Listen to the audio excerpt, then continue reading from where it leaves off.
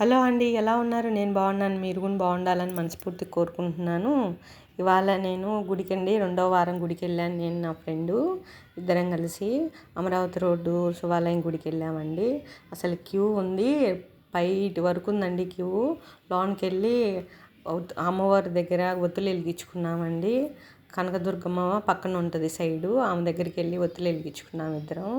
ఒత్తులు వెలిగించుకున్నామండి. చూడండి ఎంతమంది జనాలు ఉన్నారో అండి.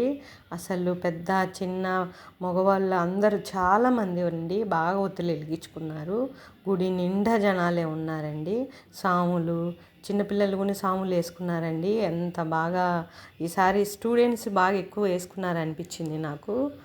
గుడి నిండుగా జనాలు ఉన్నారండి శివయ్య కోసము. చాలా బాగా దర్శనం జరిగిందండి. క్యూలో నిలబడ్డాము.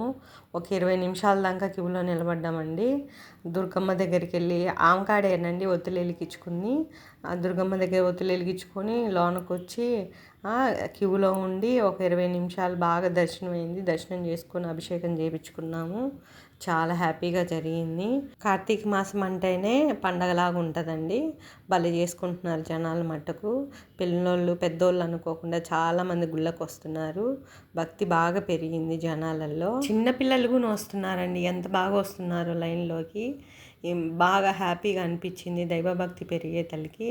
చూడండి శివయ్య అభిషేకము చాలా బాగా చేశారండి. మీకుని మా వీడియోలన్నీ బాగా నచ్చినాయి అని అనుకుంటున్నాను నేను.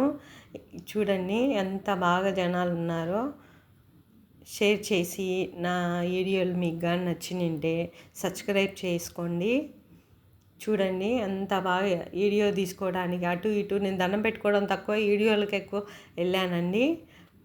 నేను మా ఫ్రెండ్ ఇద్దరం కలిసి చాలా బాగా